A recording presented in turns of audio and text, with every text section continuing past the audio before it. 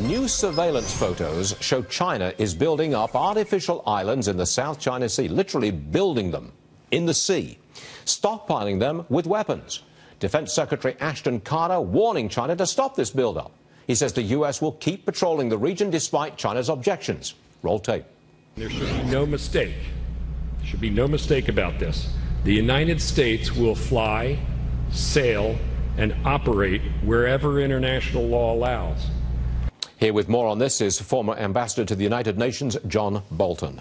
Do you think our response to China is sufficiently strong? No, not at all. It's woefully inadequate, and it has been for the last 6 years. Look, what China is trying to do here is take what are now international waters in the South China Sea and turn it into a Chinese lake. That's important for two reasons. One, it would give them control over the oil and gas and other mineral assets under the water. And second, every barrel of oil that goes to Japan, South Korea, and Taiwan from the Middle East goes through the South China Sea. So it would give China hands around the throats of those economies. It's just another challenge to President Obama's stature in the world and America's stature. Well, and the response has simply been rhetoric up until now. You know, all of these rocks and reefs and islets are subject to conflicting territorial claims, and the U.S. position has simply been, let's have a peaceful negotiation to resolve the claims.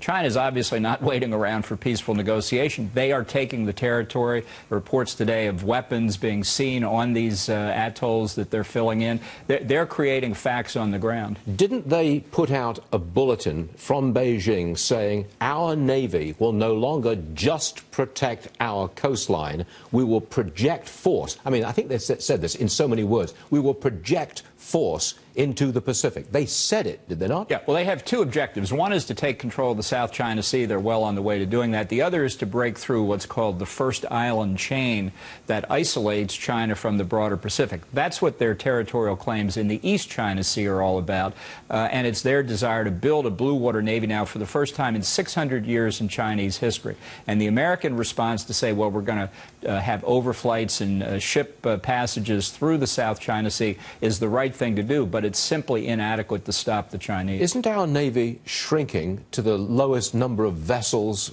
seagoing vessels in... Since 1916. 1916. Is that true? Yes, and it will continue to decline. Even if a Republican president begins a new arms buildup for the Navy on January the 20th, 2017, the ships we have are aging out of their useful service, so we will continue to decline even if there were a huge new shipbuilding program. And the Chinese know this.